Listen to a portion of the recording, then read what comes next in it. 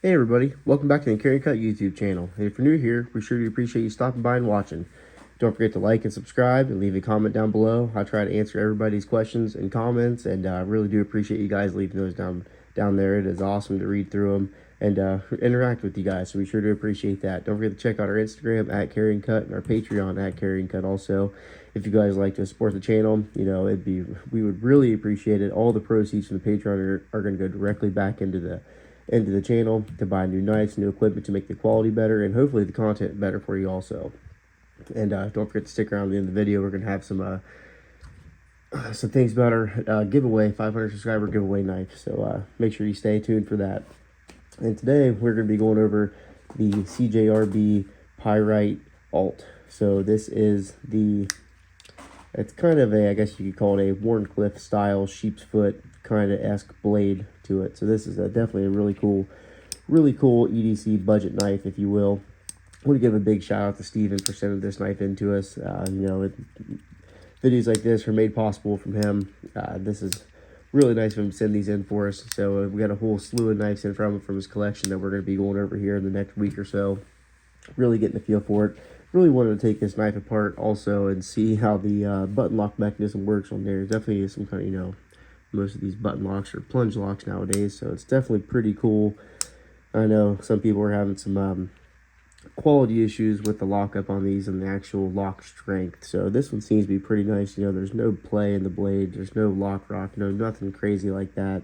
So this is definitely a pretty solid user. So let's go ahead and go over some specs of this thing. Of course, we have we got green micarta handles on this. We have a black coated blade. This knife is running on washers. Like I said, it does have a button lock for the lock mechanism. You got a tip up pocket clip, left or right hand carry. And how about let's go do some measurements on this thing.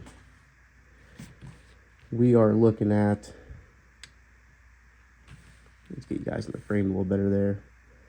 We're looking at an overall of just about 7 1/4 for the whole knife. The actual blade length is right about 3 1/4, and the sharpened edge is right at 2 7/8. So it's definitely a pretty small knife. I wouldn't say a small knife by any means, but it's definitely a very handy size. Ergonomically speaking, this is definitely really nice. I can get a full 4-finger grip on this knife without even using the finger choil. When you get choked up in there, this is going to be, super nice, especially for your utility cuts. These blade shapes were really awesome for just everyday carry and really doing anything you would be doing with your knife. I know I don't do anything super crazy with my knives. I just enjoy carrying them, collecting them. I mean, I do use them, of course. I don't do anything too crazy, cutting boxes, cutting up an apple, food, whatever you might be. I'm not prying these things. I'm not using it as a screwdriver or anything like that. So for everyday, simple little things, this blade shape is going to be awesome for you. I might cut the occasional zip tie with it also, but that also puts a lot of lateral stress on your blade. So I really don't, get you a pair of side cuts, a pair of dikes or something like that. If you're going to be doing that, I recommend flush cuts. Super nice. So let's go ahead and get a weight on this thing. Zero it out here.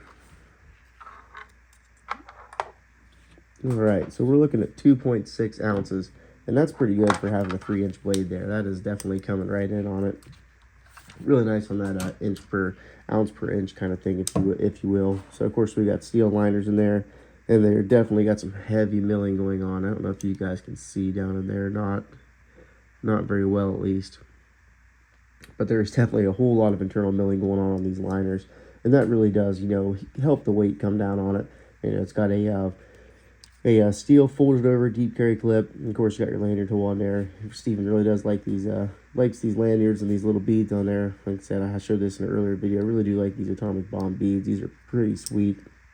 We have some barrel spacers in the back, some standoffs, give this knife some rigidity.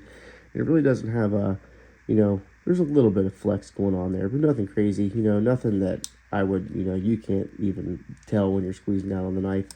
And we got, I guess you could kind of say, 2 methods of deployment. You got your standard thumb roll. You can get in there with your thumb flick or reverse flick. I'm not with these pocket clips on the left side. Steven likes his pocket clip. He's a lefty, so he gets them on the left side, and I must really use that pocket clip on the other side when I'm trying to open these knives up, because I can kind of get it right there. It's definitely a little tricky for me. I like the reverse flick. That's the way to do it. Or you can just push your button lock in, sling it out like that. You know, definitely a very fidgety, fun knife. Easy to manipulate the lock on it. So that's pretty cool. Let's go over, how about some comparisons? How about up the CJRB Hectare? This is definitely a pretty similar size knife. You know, definitely some different lines. But this is definitely an iconic knife for CJRB. The pyrite has been a huge hit and success for them, and so they've definitely sold their fair share of them. That is for sure. Let's go over and get the Civivi Stormhow out. I haven't really put this one up for any comparisons yet. There's going to be a full review coming up on this one also. This is a pretty wicked knife, so definitely a little bit bigger than that one. How about the Benchmade 940? Let's check that one out. We're definitely got some more length on the 940 than we do on the pyrite. Let's go tip to tip. We got about a whole another inch on that one, so that's a pretty good comparison there. How about the Civivi Vision FG? Definitely still a little bit longer yet, so that's a pretty good comparison. Let's see if we got something a little. I don't think I have anything as close as those ones. I guess we could probably get the PM2 out. Maybe even we could go with the Rat 2. How about that? Let's go with the Rat 2. That's definitely gonna be probably pretty similar knife in size. Oh yeah, that's right about right there. So if you guys have a Rat 2, it's gonna be just like that one, at least in size and comparison. Then your carry profile, I mean, it's definitely gonna be a pretty thin knife. It's definitely it's pretty close to the Rat 2, but you know, this thing is pretty lightweight. You're really not even gonna feel this thing in your pocket, so definitely pretty cool. And let's go over that blade some more. So we're looking at, it's a very slicey blade. It comes up to 111 thousandths on the blade steel, and it's got a high, it's not a full flat grind, but a high flat grind. It comes all the way up here to the flat, so you know, it's gonna keep, you know, for being so thin, it's still gonna be pretty tough. And this does have the AR RPM 9 blade steel. And if you guys aren't familiar with AR RPM 9 blade steel, it is CJRB's proprietary powdered metal steel, and it's, you know, pretty much comparable to a 9CR 18 MOV.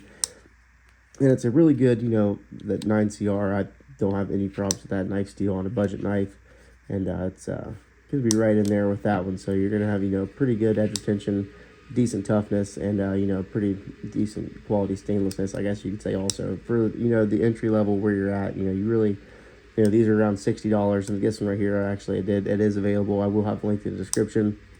Feel free to use my links if you'd like to. It does help out the channel when you use those links, but you do not have to. Completely up to you. But like I said, this is a $60 knife, and you know, you got to keep that in mind when you're looking at these budget knives. You know, this definitely falls in the budget territory for me. I like that 100, anything. I don't even want to really go up to 175 and under. That seems to be a pretty good, you know, budget range.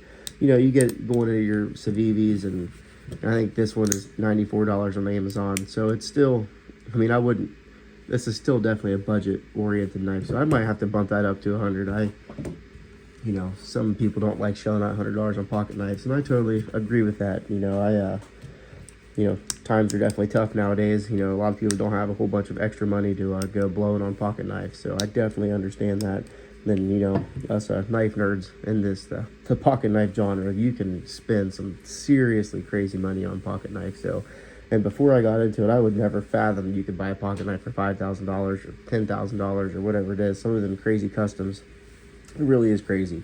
So I'm kind of getting off on a rant there, but overall thoughts and opinions on this knife. You know, I'm a fan of what CJRB is doing.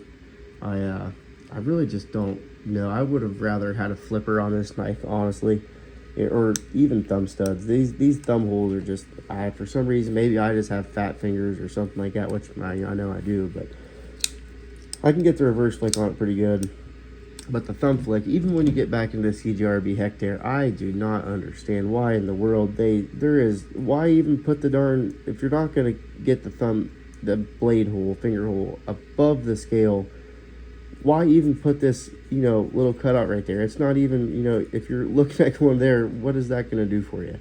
And I think one of the subscribers commented on there was a pre-production run of these, like a prototype, and they had thumb studs on it. And, you know, that might have been okay if, you know, maybe they were trying to go with this exact line right there going down. I'm not really sure what they were thinking about that. You know, of course I can get the reverse flick on it all day, but when I get the thumb in there, I can barely get my thumb in there anyway. So I gotta do a roll out on that one.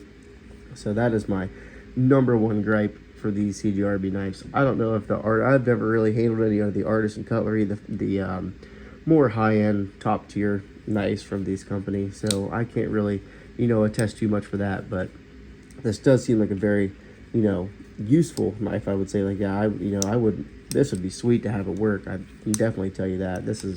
I use the Hector for work all the time. This is my pretty much go-to work knife now. I used to use an old Gerber knife. I lost it in the pavement somewhere, so that knife is now a part of a road somewhere in southern Ohio. So don't exactly know what happened to that one.